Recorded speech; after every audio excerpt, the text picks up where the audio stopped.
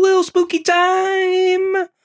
This is A Lil Spooky, podcast about things that spook us just a little bit. Things like aliens, cryptids, conspiracies. When you're taking your dog out at midnight and after she's done doing her business, you come on inside and whoop, what was that? Uh-oh. Something pinched your ass and no one's there. My name is Everett. And I'm Colleen. And that apparently truly happened. What was it, 2 nights ago? Was it 2 nights ago? I think 2 nights ago. I don't know. I go to bed early. I like to rest. I like my rest. So I was fast asleep and I get ripped out of a deep slumber for Everett to just tell me that a ghost pinched his ass. I'm like, here and he's concerned about it. I don't know if it was a ghost, but I felt like something actually did grab me and squeeze. So it was not me brushing up against anything. It wasn't our dog Biscuit. Something was just welcoming me back inside. This is an old house. It would not surprise me if there was at least one ghost in this house. Spooky. Yeah, at least a little spooky. If it was a ghost, based on the age of our house, I don't know if I'm more comfortable if it was someone that's younger that's trying to like sexually harass me, or if it's like a creepy old man/lady that's just being weird. Yeah, I mean, this house is old, but it's not that old. Like, if you're listening in Europe, 100-year-old house is like nothing. But up here in Minnesota, 100 years is a pretty long time. That story's over because I have a question for you. Do you wipe with your left or your right? Left? Really? I wipe with toilet paper. Oh, my God. What are we talking about today, Colleen? Jesus, you just... no. Today, okay, if you've listened to this podcast for a while, you know that aliens and conspiracies are my jam. What's your peanut butter? Cryptids. What's the bread? Lies. Today, I've got an amazing classic alien abduction story for you. All right. Now, before I even get started, this is a very, very well-known and to this day unsolved mystery. Unsolved Mysteries has literally covered it before. Okay. The majority of the information that I'm going to give you is coming from a write-up in the 300th issue of the MUFON UFO Journal. MUFON. From April 1993. If you don't know, MUFON is the Mutual UFO Network.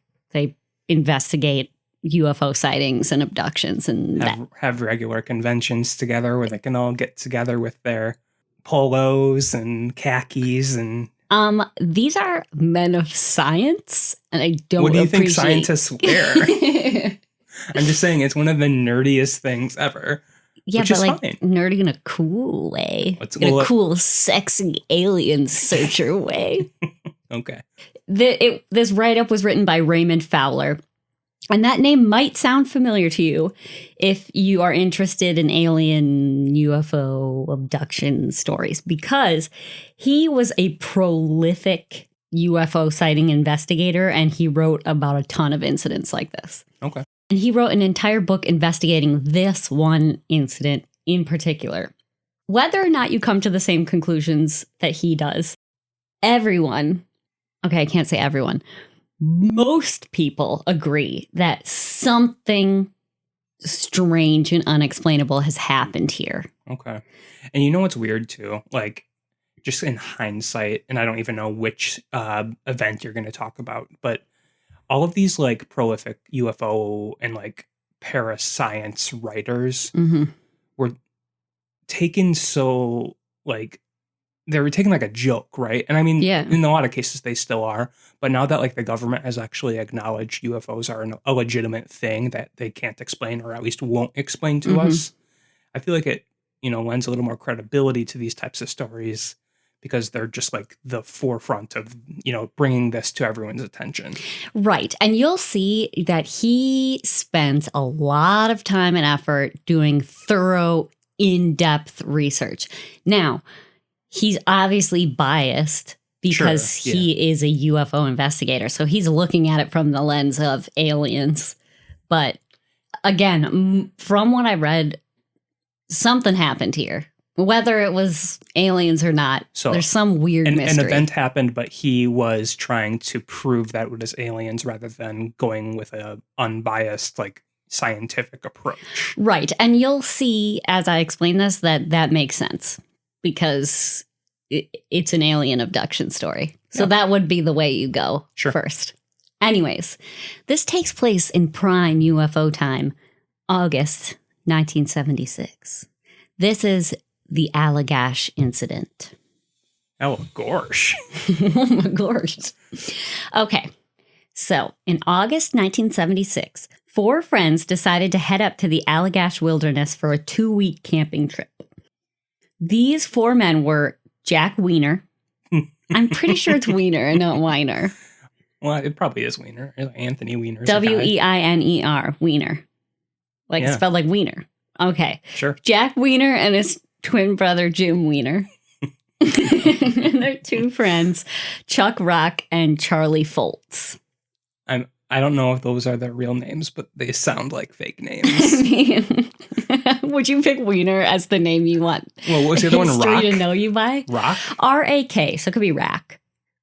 Oh, okay. Sure. I'm going with Rock. Probably. So what state is this in? Like you said, the area, but like I don't know what state that's in. Northern Maine. Okay. So these 4 guys, they met at the Massachusetts College of Art and they all became good friends. And after they graduated, they're in their early to mid 20s. They're starting out their careers and lives in the 70s. Post-hippie era. Yeah. They all decided they wanted to go on a camping trip, one like last hurrah before they start doing boring adult stuff. Sounds like the premise of a B-horror movie on Kind Netflix. of. So they all met up and they took a pontoon airplane up to Telos Lake, which is up in the Allagash Waterway, which is a very beautiful, very isolated wilderness that covers thousands of acres in northern Maine. Cool. Perfect for canoeing, camping, fishing. And being abducted. Which is what these dudes wanted to spend 2 weeks doing, minus the abduction part. Man stuff. Oh. Sure. Right. That's what men like to do, right? Fish and whittle and... Whittle me this. Got it. Okay, so they spent their days camping and canoeing along the waterway. And on Thursday, August 26th, they reached Eagle Lake, where they decided to set up camp and they wanted to go night fishing. This is unrelated. I don't know anything about fishing. Why would you want to go at night? I mean, I don't know too much about fishing either, but I know fishing during the dark, they're much more active. A lot of fish are either nocturnal or just like aren't as, active in the daylight. Now that you say that, I feel like all movies that depict old fishermen, they're out there at like the ass crack of dawn. Yeah. Okay. Well, these guys want to go at night. It gets pitch black there. So they decided to set up a big bonfire next to their campsite so that they'd be able to easily find their way back. Because it's a really isolated area, super dark. No matter where they go, that bonfire is going to be very visible. Sure, yeah. So they set up this bonfire, which had several very large logs in it. Logs. Poop joke. They set up their bonfire, they got in their boats, they went fishing, but just a couple minutes in, Chuck had this weird feeling that they were being watched, which is weird because it's pitch blackness in the middle of an isolated forest. Maybe it's the fish. Could be. So he turned his head to look behind him to see if there's anyone actually there, and there wasn't. But there was a large, bright sphere of light hanging about 300 feet up in the sky. Mm-hmm. Not only was it hanging there, but it seemed to have like kind of a gyroscoping movement to it. Yeah, it's like that. Like it's layered. It's like the outer layer is moving, but like maybe the center seems to be more still. Yeah, so I'm kind of picturing like Saturn's rings but running north to south and east to west. But not really rings. I guess just like an aura about it. Right. So it's, layered. Right, yes. Chuck described it as looking like a ball of plasma, and it was changing colors like really smoothly. I'm imagining like a mood ring. Just trying to... Don't show your age, Colleen. Hey, whatever. Mood rings are still cool. So Chuck, obviously very weirded out, he turned around and he yelled to the rest of the group. Each of them are in their own canoe. He's yelling at them like, look behind us. What the fuck is this thing? Charlie took out his flashlight and he flashes it at the object. The article by Raymond Fowler says that Charlie just flashed his flashlight. Other articles and sources I read state that he flashed an SOS signal at it. I am not sure why he would do that or why he would choose to flash a flashlight at it to begin with. I mean, if you're in pitch darkness and there's a glowing ball of light, I don't imagine a handheld flashlight is really going to assist you much 300 feet up into the air. Well, I don't know why he would do an SOS signal, but flashing a light at an unidentified light in the sky would be like, hey, we're here. So what's if they're thinking it's a helicopter or something. True. He flashes his flashlight at it and it suddenly goes completely still. The gyroscoping motion stops. The color shifting stops. It's just hanging there in the air. Just abruptly comes to a halt. Then it slowly starts floating towards Charlie's canoe. As it was floating towards them, a beam of light shot out of it towards the water. You know, like a kid's drawing of a UFO, like beaming up a cow. You know what I'm talking about? Yeah, Where it's like just a beam of light. Charlie noted that the beam itself was hollow. Like they could see the beam reflected in the water, like a circle. Mm-hmm. So you could see that it was light all around, but like dark in the middle. So like a ring of light. Right. So this weird ball and this beam of light are slowly moving towards them, like a helicopter with a searchlight. Mm-hmm. Kind of like that's so War of the Worlds. It's kind of spooky. Yeah. So the four guys at this point, obviously, were terrified. And they all start frantically just trying to paddle back towards the bonfire, like as fast as they can. However, they were not fast enough because the beam of light suddenly swept across the surface of the water and just engulfed them in light. Jack Weiner himself said, I could see that we were never going to be able to outrun the beam. It was advancing too fast, and I remember thinking, holy shit, this is it. We'll never get away. The next thing any of them remember is Jack, Jim, and Charlie standing on the shore looking at the beam, which was now only about 20 feet above the water, and Chuck was still sitting in his canoe on the shore near them. The ball hovered there for a few minutes, and then the beam of light shifted. Instead of pointing down, it pointed up into the night sky. It hung there for a second, and then the ball just shot up into the sky like a slingshot at incredible speed, and it was gone in a second. Oh, I thought it was going to put the Batman. No, that'd be pretty sweet, though. So one thing that we have learned, not only from this story, but also from our Skinwalker Ranch tale, never shine lights at orbs of light. Yeah, they've got enough light. You don't need to give them more. So they lost time. They were like, or that's what you made it seem like, at least. They were in their canoes, all ready to go fishing or whatever. Well, they were already fishing. They'd been fishing for a little So bit. they were fishing in their canoes, but then they lost time, and then they came back to on the shore. Or at least three of the four were on the shore. Yeah, they were basically, like, the canoes were on shore, three of them were on shore, and one of them was, like, in the process of getting out of their boat. Here's the thing. After the ball just shot up in the sky, they all stood there frozen, like they couldn't move. It was mentioned that it felt like there was kind of an anesthesia effect on them. It felt like it was starting to wear off, and eventually they all came to their senses and they headed to their tents. They never talked about it or anything that evening. Apparently they were just so tired and dazed, like extremely exhausted, that they just went straight to their tents and went to bed. Or like they were drugged with something. Right. So they were just like groggy out of it and just fell asleep. Yes, I think that's more of it instead of like a, hey, let's talk about this in the morning sort of thing. I'm just so tired. Right. It seems like the whole event happened in the span of just a few minutes. They had just gotten their canoes onto the water, started to fish when they saw the ball of light. The beam gets them. They stare at it a couple of minutes, and then it shoots away. Jim estimated that it had only been about 15 or 20 minutes total since they finished starting the bonfire before they were back on the shore staring at the light. Okay. However, as is with most lost time, other things happened. So when they returned to their tents, they noticed that the huge bonfire they had built had completely burned to ashes. And they mentioned specifically that it was a very large fire, not only so they could find their way back, but it had to last several hours because they were planning on fishing for several hours on the water. However, it had completely burned down to red coals, and it wasn't like somebody had put it out. It had completely burned down. It was still like smoldering. Right. So, I mean, my assumption is that means several hours have passed. Because even if the bonfire had burned down a bit after 2 or 3 hours, wouldn't it still be like more than just like small red coals? I mean, you mentioned that they had really large logs, so most likely, yeah.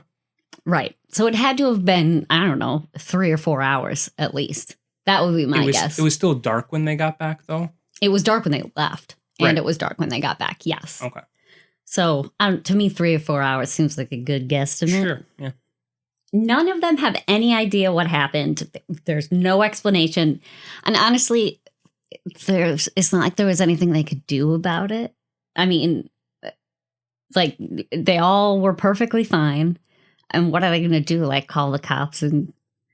Well, they're out in the wilderness. Right. I guess, like, who are they supposed to tell? And if they tell someone, what do they expect to happen? Right. So they all just mutually decided to just finish out the camping trip, which would not be the direction that I would take. But apparently, I don't know. I guess maybe they convinced themselves that nothing actually happened. Yeah, and they didn't seem like they were harmed or anything. Right. So they spend another 10 days camping, and nothing weird or out of the ordinary happens. When they get home, they all kind of like go tell the story to their friends and their girlfriends and their wives and laugh about it. But again, they just kind of move on and forget it and kind of just assume it was some, weird. Yeah, you can't explain that really to like an authority figure. Right. So they all just kind of move on. That whole story sounds to me like a classic 70s alien abduction story. I mean, bright light, tractor beam, lost time. Fine. Sure. However, that ain't the end of the story, obviously. 2 years later, Jack is the first of them to start having these vivid nightmares. First, he told his wife about them, but he just kept them to himself because they're nightmares. I mean, he's the only one, as far as he knows, that's having nightmares. And, maybe it was just his subconscious trying to figure out what happened that night. Sure. This was a couple years later. 2 years later. Yep. So he didn't tell any of them about these nightmares. Here's how he described them. Quote, I found myself in a very brightly lit room. I had no idea where I was or why I was there. To my left, I could see my brother Jim, Chuck Rock, and Charlie Foltz sitting on some type of bench, and they were all naked. I was wondering why they weren't helping me because I felt like I was in some kind of danger. And while I'm trying to figure this out, I noticed this figure, or a dark, shadowy type figure, emerging from this bright light in front of me. And then I would wake up sweating and breathing heavily in a state of terror and shock. So that's like a pretty generic dream. I mean, he sees his friends sitting on a bench and he's laying on a table. Yeah, that's the only real detail because it doesn't really describe like what happened, if it was some sort of operation or like what the figure actually was. Right. That's all he's getting flashes of. But 12 years after that, so he has these dreams starting 2 years after the event for at least 12 years after that, when somehow Jim tells him that he's been having the same nightmares. Now, in the time since the Allagash incident, Jim had suffered a head injury, just unrelated. Sure. As he was being treated, his doctor told him to tell him if he had any like weird symptoms or visions or anything that might be related to getting your head banged around. I mean, like if you start hallucinating, then, you know, maybe there's some sort of internal brain trauma that you need to deal with. Well, Jim tells the doctor about his nightmares because those are like, they're weird. They're like extremely vivid to him. Super bizarre. And not only that, but he mentioned to the doctor that sometimes he woke up at night and he saw weird creatures in his room staring at him. Or he would wake up and he would find himself levitating from the bed and being temporarily paralyzed. Cool. Eventually, he also told his doctor about what happened in the forest 12 years ago. And the doctor told him, look, dude, this is out of my realm of experience. I don't think this is your brain injury. Like, you should go talk to some UFO dude about this. Yeah, he was like, stop talking to me about your weird stuff. Get out of my office. Apparently, doctors were a lot more open to this shit in the 80s because, like, I feel like now a doctor would just recommend, like, a brain scan or something. They'd be like, yeah, what's the most expensive procedure we can do for you? You know, how can we squeeze another $15,000 out of this man? Anyways, Jim ends up taking his doctor's advice because the dreams don't stop. They just keep getting more and more bizarre. And he contacts Raymond Fowler, the man who wrote this article. Mm-hmm. He had heard about this, Raymond Fowler, because there was a MUFON convention. Yeah, I talked about that earlier. Like, I think that's what they're pretty well known for, is coming together to like share their experience and their studies. Right. So Jim had heard of this. Raymond Fowler was talking, contacted him. So it was a smooth connection. In January 1989, Raymond Fowler is intrigued enough to begin a 2-year investigation just into this incident. What can you possibly investigate? Especially like several years, 13 years after the fact? 12 and some months? An event that happened in the secluded wilderness to 4 guys that didn't document anything. Right. What can you do other than interview the 4 guys? Right. Well, here's how he goes about it. The first thing he does, as is with most of these alien abduction stories, he has them each undergo hypnosis sessions. Mm-hmm. We've talked about this in the past. Yeah. About you have to be extremely careful with hypnosis sessions because any inference that the question asker might make would change the answers of the and hypnosis. And like any results from any hypnosis testing needs to be taken with a huge grain of salt because even if it is like, you know, a perfectly unbiased and no variables are present interview, like it's not an exact science. Like it's not. And memories fade with time or change. So anything can happen. Yes. However, to me, it's kind of akin to a polygraph test. Like you can use it to gather evidence, but it's not going to be admissible in court. Sure. So you can use it, but I mean, you got to collect other evidence. You can do it to get the big picture, but you can't get good details. Right. So he has each of these 4 men go individually because you don't want them talking to each other and like, you know, confirmation bias or, you know, confirming a story. Right. If it's a hoax. So all of them agree to undergo individual hypnosis sessions, and all of them independently gave the exact same story. When the hollow beam of light caught up to them, they were transported into that beam of light, like a cow in an alien UFO tractor beam drawing. Sure. So being like drawn up from the water. Yes. Okay. They were like sucked out of their canoes into this light beam. They were met by weird humanoid creatures and somehow were unable to say no to any of the creatures' requests. Sure. Like it was like the aliens could control their minds. Sure. They were all made to get naked and sit on a plastic-like bench. And the aliens took a pencil-like rod with a light on its tip. So, like a flashlight. I guess. Yeah, but real thin and long. Skinny one, yes. And they looked into the men's eyes and mouths, and they kind of examined them like you would at just like a regular doctor's appointment. Perfect specimen. Exactly. So they flexed their arms and legs and tested reflexes and stuff as you would. Okay. Then, one by one, they were all forced to lie on a table where machines of all sizes came down over them and just performed a ton of tests. So scans, needles, just automated medical procedures, I guess. And each of them had saliva, skin, blood, feces, urine, and sperm samples taken. So they were milked. That's what I was wondering. Because, okay. And I think even the X-Files talked about this a little bit. They're trying to create alien hybrids. Yep. Yes. So after this, after all of these procedures were done, the aliens made the men get dressed, walked them to a room that had a portal in one of the walls, and the men were made to walk through that portal. And when they did, they floated down that same beam of light back into their canoes and placed in the exact same position they were in when the light caught up to them. So canoes wouldn't be in the same spot. I don't. Maybe the beam was holding them in place. True.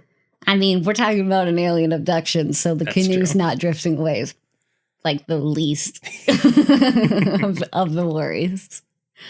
But yeah, so it was just like a couple hours, and then aliens were like, "We'll call you an Uber. Go home." Rude. Here's our number. We'll call you later. Yeah, but then we'll get back to you. Numbers disconnected. So I was able to read some quotes from their hypnosis sessions, and they are fascinating. If you've seen The Fourth Kind, which I know you have, it reads like that. Like, it's terrifying. Well, I mean, I'm sure that movie, took from a lot of these types of stories. Yes. I'm just giving you some context. Sure. So it's like terrifying, though. Like, these men are reliving the experience through hypnosis. Right, because it's a suppressed memory. So it's like taking out these like regressed memories and bringing them back for like the first time experiencing them again. Right. So they're basically reliving this whole thing. And Jim describes being terrified and the aliens being able to sense that if they got near him, he wanted to hurt them. Just like a fight or flight sort of thing. If an alien got near you, like, he'd want to punch it and run away. And the aliens can't get away, so you got to use your fists. Right. So sensing that, Jack recalled that their faces were right in front of his face. And he was so terrified. Like, they kept telling him, don't be afraid. They were saying these things in his head. Telepathically. Yes, telepathically. So what'd they look like? We'll get there. Oh, okay. But he was so terrified. He didn't even want to know what they wanted. Like, he just wanted to get out. It was just like a blank horror in his brain. Sure. Which makes sense. Charlie mentioned that the entire event felt like being in a cold doctor's office. Chuck had a view of Charlie when Charlie was being examined. And he said during hypnosis, quote, "I see some sort of device on him. They've got this looks like a silvery, it looks like it's got curves on it. It's almost like it sucks something. He's got his head tipped way back. It's almost like he's in pain. We can't help him. All we can do is watch him." End quote. Wonder if that's the same device they use on the cows to suck out all the blood. I don't know. It's just a sucky device. So they all basically recall the same story. They all from different perspectives. Like, they could see these things happening to each other, but essentially the events were in the same sequence. All of these men had graduated from art school, so all of them had great creative minds. Well, no, they had good drawing skills. So each of them individually, without consulting each other, drew a sketch of these aliens or beings. And they drew sketches of the ball of light, the tools that were used to examine them, and all of them matched up with each other in the same way that their stories did under hypnosis. Sure. So the aliens themselves had long necks and large heads with huge metallic lidless eyes and little insect-like hands with 4 fingers. That is exactly the description of an alien race in Star Wars. Like the ones that make all the clones? Mm-hmm. Yeah. Yes. That's what I was picturing. Except for they have long limbs. This one has like little T-Rex arms. Oh. Or at least that's what it makes it. Either that or they just have really tiny hands. Okay. But yeah, like the long necks, big heads, and like shiny, lidless eyes. Yeah. I mean, this was like pretty soon after Star Wars. But it was before the Clone Wars. Well, soon after Star Wars came out. Yeah. But it's before the Clone Wars. Did those ones show up before the Clone Wars? No. Okay, so then they wouldn't have seen this. Maybe George Lucas was inspired by them. Maybe. This is a famous story. Sure. Jack and Jim also discovered under hypnosis that they had been visited by these aliens and have had strange paranormal experiences and visitations since childhood that they had just suppressed growing up. And these are the 2 brothers, you said? Yep, the twin brothers. I think that's a common theme. In a lot of abduction stories is that these people are continually visited or abducted. Right. It's like they were chosen as children and followed over time. Mm-hmm. Which I suppose if you're doing a research study. And if you believe the conspiracies that Eisenhower signed the lives away of many Americans, that would make sense because they're only allowed a certain amount of people to test on. God, I love a good alien conspiracy. Maybe we'll talk about that one someday. That one definitely is will. a giant like rabbit hole of nonsense, but we can talk about it. No, we definitely will. We'll get there. Just not today. So during the course of this investigation, Jack and his wife Mary were actually abducted a second time. On May 20th, 1988, Jack's dog had to pee in the middle of the night, so Jack got up to let him out. I feel like every abduction story starts with the dog having to pee. And maybe that's what happened to me a couple nights ago. You could have been abducted by a really horny alien. Poltergeist. Well, maybe I lost time and all I remembered was the pinch on my ass. The final goodbye ass pinch. I hope not. Anyways, the dog had to pee. Jack gets up to let him out. As he walks through the kitchen, he sees blue lights shining through the kitchen windows and a hovering glowing light. So he decides to call the dog out. So he walks into the kitchen, opens the door, lets the dog out. Sure. The lights start coming in and he's like, oh shit, better bring the dog back in because this is weird. Right. Then he went back to bed. And when he woke up, he figured it was just a weird dream he had. Like maybe he was some kind of half asleep and just dreamed those weird lights. Yeah, I guess. But when he started his hypnosis sessions about the Allagash Incident, he also was able to recall and talk about this incident in like very minute detail. I would like to point out, Mary apparently did not respond to hypnosis because after they found out that this incident had occurred, they brought her in to tell her side of the story. Sure. She remembered having a dream about a weird, long-necked, big-headed being with big eyes next to their bed. But she doesn't remember anything about what Jack says has happened.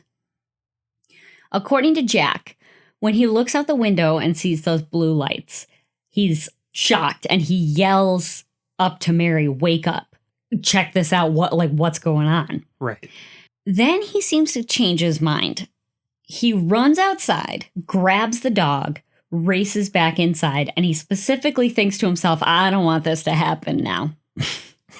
I'm not in the mood for this right now.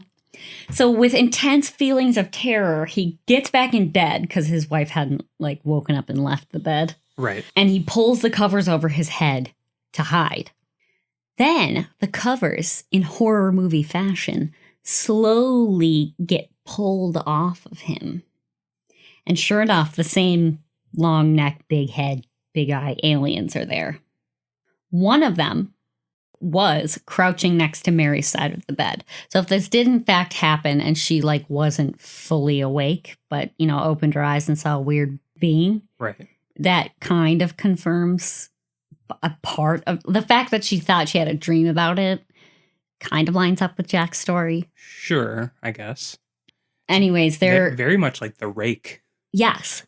Yeah. Except for with tiny little baby hands. But you said like spindly, like insect-like He just fingers. said insect-like hands. I can't picture what that is. I just imagine like jointed, thin, stick-looking fingers. Fingies. The aliens are there, and they force Jack and Mary to walk towards the light outside. And they get beamed into pretty much the same exam room that Jack was in before. I mean, they don't know that it's the exact same, but it's a similar sort of exam room. Jack and Mary are separated. Similar tests to the ones Jack experienced earlier are performed on both of them. Then they're brought back together and beamed back into the house, back into bed, where he wakes up and assumes he had a funky dream. So they take the sperm of men, but do you think they took like the eggs of the women, or like? I mean, if we're following X-File rules, yes.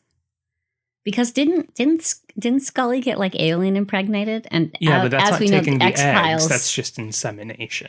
I think that I have read of like, why would you take one but not the other one?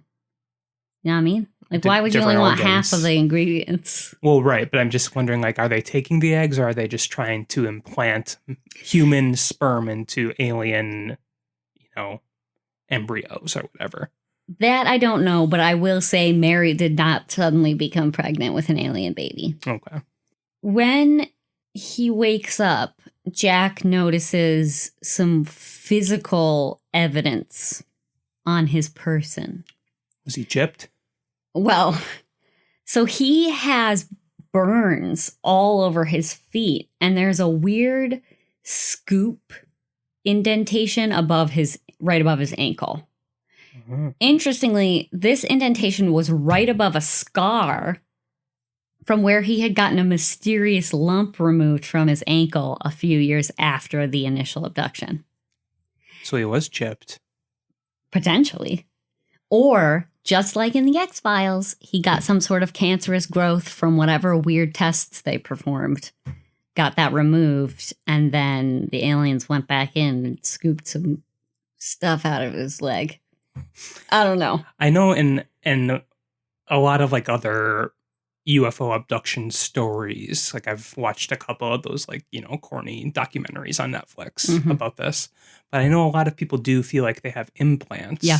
And there actually is physical evidence of like mysterious metallic objects that have been removed, and they can't even describe what it is after looking at it through a microscope or anything. So maybe it's an option. What's interesting though about that like lump he had removed a few years prior is that they had sent it to like pathology after it had gotten removed to, determine if it's cancerous or not. And they couldn't figure out what it was, which I don't think is completely unusual. I mean, a cancerous mass, they can't all look exactly the same. So pathologists couldn't figure out what it was. But it got sent to the Center for Disease Control, where they couldn't figure out what it was. And from there, for some reason, it was sent to the U.S. military, where it was examined by the Air Force. Fowler tried to access these records, like figure out what it actually, like what the Air Force had actually determined it was, and like why it would have gone to the Air Force to begin with. But military obviously refused to cooperate with this request. And you said this was written in 1993? The article was published in 93, yeah. Okay. So that was before the Freedom of Information Act. Was it? Mm-hmm. Okay. Because that was post 9/11, I believe. Yeah, but even the Freedom of Information Act, like, if stuff is classified, they don't have to give it to you. You could just say it's classified. True. Or am I wrong in that understanding? I believe you are correct, because I think things, if they are classified, they remain classified for 25 years before they're open to public domain or whatever. Okay. But you have to make that formal request. The point is, the Air Force wasn't like, oh, yeah, we got that weird tumorous lump and like... Just ghosting him. Yeah, they just were like, we refuse to... Yeah, or just don't even respond. Exactly. Anyways, during this whole 2-year investigation, Fowler did background checks. He investigated their entire medical records. He cross-checked with any witness testimony, people they might have told the stories to after the actual incident occurred. He made the men go through intense psychological profiling, and he ended up writing a 700-page report that was studied by UFO researchers. And they concluded that because of the intense and rigorous investigation, the stories told by the men were completely objective and strong evidence of alien existence, which, of course, like UFO researchers would come to that conclusion. Right. But I think that you can agree that something weird happened. Something. Whether it was like there was a hoax or these dudes were like there was another conspiracy to influence these guys through hypnosis. I don't know. Or maybe they were actually abducted. Yeah, I mean, I disagree with their findings saying it's completely objective. I would argue that it's 100% subjective. But it's definitely not objective. You've got a UFO researcher doing the investigation. Right. But I do agree that there is something weird. And yes. I'm still so iffy about like hypnotic like study. Mm-hmm. I get its merits, but you can't have an entire study based 100% off regressive hypnosis or whatever the term is. Right. Well, I mean, I did just outline like the background check, witness testimony. I mean, that stuff is like normal investigation. Right. But at the same time, though, the witness testimony is only of these 4 people / the one wife of another incident. As far as you know, they may have told other people who he investigated. True, yeah. That this is just so there's an entire book that Raymond Fowler wrote about this. I read excerpts from the book and I read his MUFON article. So he may have gone into more detail about who exactly he was interviewing and like the exact process. But this was the general gist of how he conducted his investigation. So, explanations. Mm-hmm. Obviously, aliens. Yeah. I mean, this story lines up with so many alien abduction stories. And I mean, this isn't the first abduction story at all. So obviously, I would imagine these men have heard of previous famous abductions. Yeah, for sure. But it follows the pattern so well. Plus, I mean, identical twins, reproductive system stuff, recurring childhood abductions. I mean... Possible implants. So, you know, if you want to believe it's aliens... I believe it's totally aliens. MUFON obviously believes it's aliens. Right. So. You shouldn't be laughed at for believing it might be aliens. I don't think that should ever be laughed at. I mean, it should always be a possible hypothesis. I just don't know if I agree with it. Right. So there have been a lot of researchers who are not UFO experts that believe this could have been some kind of group hallucination, or maybe these hypnosis sessions brought up memories of movies or books or stories that they had all heard before. Mm-hmm. Again, we've talked about hypnosis and how it's unreliable, or you have to be super careful about it. And obviously the investigators were from MUFON and were looking for information about alien abductions. Yeah. So I imagine that had a huge influence on the story and probably the questions asked by the hypnotist. I'm sure it did have a lot of influence on the questions, and they're probably planting ideas of the answers they're looking for. Potentially. They may have hired an outside hypnotist. That's true. I don't know. Yeah. But the men post-hypnosis were all required to take several polygraphs, and all of them passed. So at least if you're going to accept polygraphs, which I said before is kind of the same as hypnosis, it's not like accepted in court.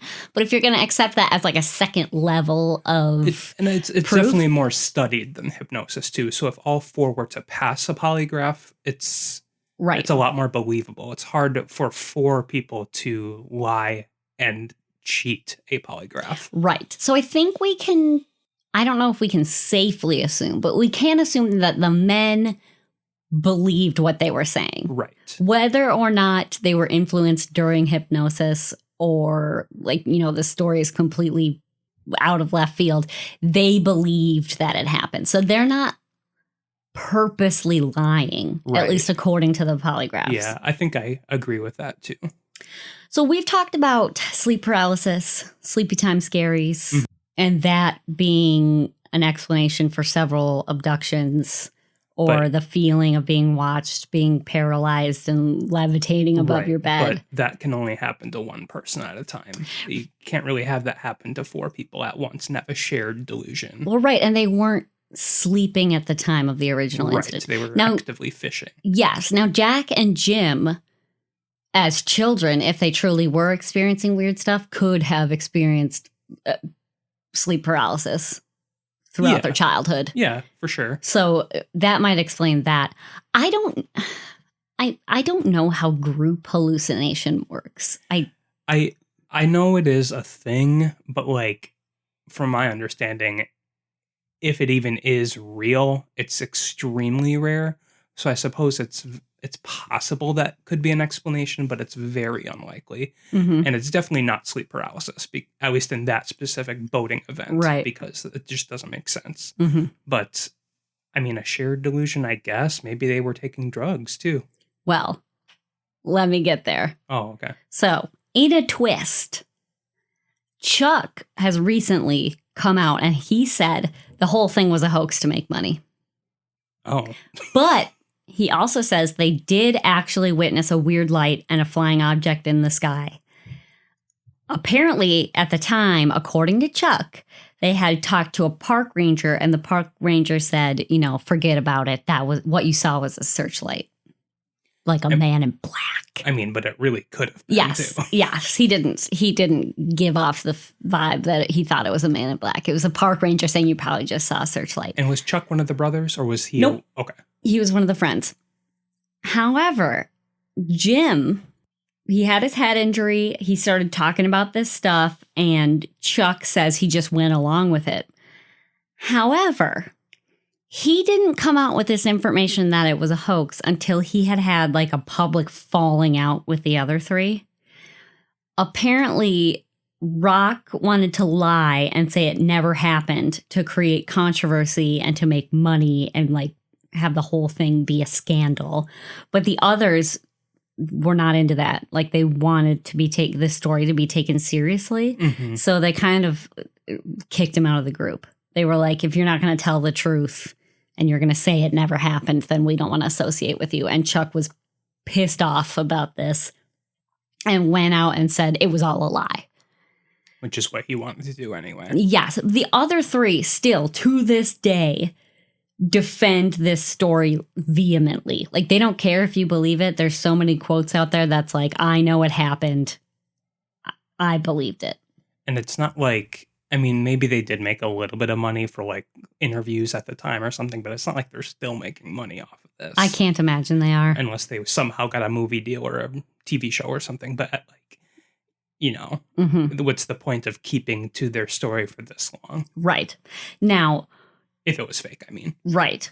So Chuck says the alienated dude who is mad at the other 3, he says that they did take drugs that night. But he's the only one who said so. And I don't know if we should take him seriously because he's going for the rational, it didn't happen, it was a hoax. Right. But the others are so adamant with background checks and polygraphs. It's clear that they at least believed it fully. And if he's trying to discredit them, saying that they did drugs is obviously the first way to go about it. And I feel like that would have been one of the questions that were likely asked during the investigation. Yeah. Of all 4 of them. Like, right. Did you take drugs that night? Did you take a hallucinogen? Did you do any sort of mind-altering substance? Right. And why would he wait, like, I don't know, 25, 30 years to be like, now I want to create a controversy? Or maybe he was just trying to be like, I don't want to be part of this anymore. I want to be taken seriously. I don't want to be that guy who was abducted. Right. Yeah. I don't know. I don't know who to believe. The guy who says it's a hoax, because I guess logically that makes the most sense. But he also has apparently quite a bit of bad blood with the original 3. So, artists, I don't know. Am I right? Yeah, you're right. Anyways, even if it was a hoax, first off, how did Chuck Like, they all must have come up with this story during the camping trip and, like, solidified it and then remembered every detail for, like, 12 years through hypnosis. 2 years. Well, 2, but it wasn't, they didn't even start the investigation until 12 years later. Okay. Jack was the only one who had been having nightmares, and the only person who knew about that was his wife. Well, to play devil's advocate, though, you say, like, it's the only time they talked, but they could have easily gotten together within those 12 years to come up with a story. Like, that's plenty of time and opportunity. Right. So there is that possibility, too. Right. Either way, I mean, they stumped an extensive 2-year investigation with their hoax. I don't know. I just feel like if you're going to, like, hoaxes tend to get pulled apart pretty quickly. Mm-hmm. And this one is still at the same time, MUFON's doing the investigation. Yes, and they want to believe, just like me. Yes. I don't know. It was aliens.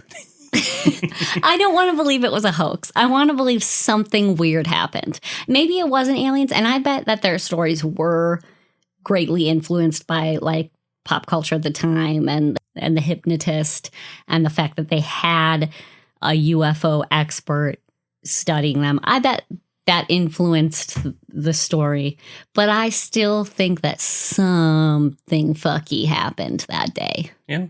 And it's always possible, too, that their stories align so well because if they were abducted by aliens and that's not actually what they witnessed, those memories were put there by the aliens, which is another phenomena that is talked about in a lot of different abduction stories, too. Yeah, dude. Anyways, aliens, right? Oof. I suppose. That is the Allagash Incident. Well, today we have a listener story. Ooh la la. And this comes from our listener Sam on Facebook. He says, okay, I was fresh out of my separation from my ex-wife. My condolences. I went to go visit a high school fling. Ooh, spicy. Everything seemed normal until a glass just flew off her counter. I tried to justify how it could have happened logically. I put the broken pieces inside the glass and maybe 20 minutes went by. Then I heard more glass hitting the floor. The broken pieces I put inside the cup literally flew back out. Then a flashlight that was under her couch randomly rolled out from under the couch and turned on. I picked it up and turned it off and discovered it literally had no charge, and it freaked me out. To top it all off, there was some of the scariest noises I've ever heard coming from her attic. She claimed it was normal, but it sounded like there was an Olympic weight team up there pumping some iron. Ooh. Nice. I sat there in fear until the sun came up, and then I left, and I have never spoken to her since. Good job. That's probably the best way. That shit was scary. I seriously cannot explain that shit I saw. It sounds like your one-night stand has poltergeists. Or she just really didn't like you and was trying to mess with you. Yeah, maybe. Were you mean to her in high school? And this was like her long con to get you to think that you're going crazy? She's been setting up booby traps for all these years. And waiting for you to get divorced. Yeah, that's weird. I mean, I've definitely had unexplainable things happen to me. Just earlier in this episode, I said something pinched my ass, and I still swear something did. But I've had a lot of other stuff happen to me, too. Nothing to that extent, though, like where it's so in your face, things are happening in front of you. Like broken glass. Or like something rolling out and turning on, but then there's like no battery or no charge to it. Very odd. Mm-hmm. I don't know. Dude. I guess you dodged a bullet. Stay safe out there, though. Yeah, don't. That girl wasn't the one for you, I guess. The poltergeist was trying to get you out of there. I also wanted to share this, too. This is from AP News. Jessica Nelson of Mosinee, Wisconsin, pulled into the drive-thru at a McDonald's in Marshfield on Thursday and said she looked up to see a cow in the backseat of a Buick sedan 3 cars ahead of her. What? Wait, in a sedan? Yes. The title of this article is Spotted. No, hold on. Spotted cow at McDonald's drive-thru in Wisconsin. Now, if you're not from the Midwest, Spotted Cow is a very famous beer, and they did that on purpose. You can only buy it in Wisconsin. Yes. So, I thought it was fake at first. Who puts a cow in a Buick? She told the Associated Press on Friday. Then its whole head moved. She quickly picked up her phone and shot video of the bovine. I just took the video of it because I was blown away that there was a cow in the back of a car. She posted the video on her Facebook page with the caption, "A whole freaking cow." Tell me you live in Wisconsin without telling me you live in Wisconsin. She also pasted a message on the video itself that read, "That's a whole expletive cow in the back of the car." That's what the article says. Right, yes. By Friday afternoon, the video had gotten 112,000 views. Nelson said that the family of the cow's owner saw the post and contacted her.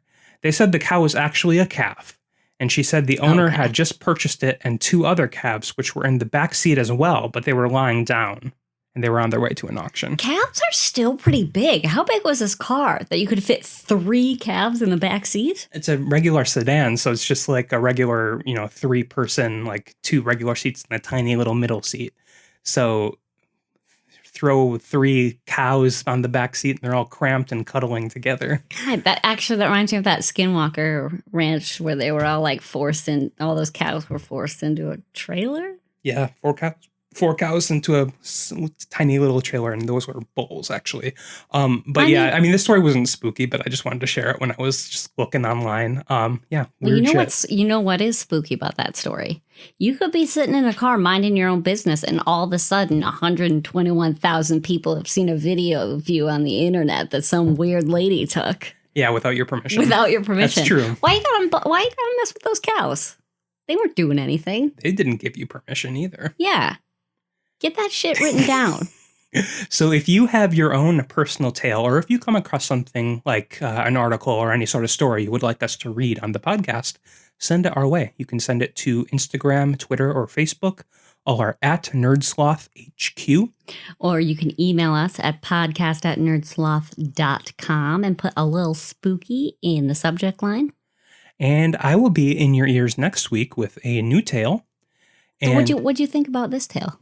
I didn't get your actual opinion. I am not convinced it's aliens, but I am convinced that they were legitimately telling the truth. Or at least believed they were telling the truth. Yes. But on a scale of riveting tale to it's definitely riveting. And I think MUFON is hilarious, not for the reasons in this podcast we talked about, but just for how ridiculous they are for other reasons too. They're awesome. I don't know. I mean, I just still have so much hard of a time believing that aliens have visited Earth. I think you just need to open your heart and mind and have faith in the alien overlords. Why are they in charge? Maybe we're in charge. Well, clearly they're able to abduct us and hit us with their sucky things. You just made a noise like, All right. Well, next week I will be in your ears, like I said. But if you also have a topic request for an episode, you can also let us know too. Yes, we'll add them to the list. Yeah, but we have a running list. And other than that, we hope you all have a great week, and we love you. Yeah, we love you. Bye. Bye.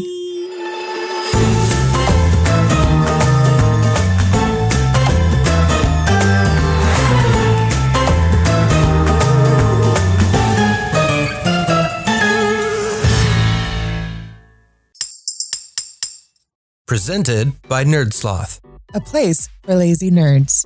If you like what you heard, consider donating at patreon.com/nerdsloth so we can continue bringing you quality shows. Be sure to also leave us a review and share your favorite episodes and clips on social media. If you're looking for more content, visit us at nerdsloth.com.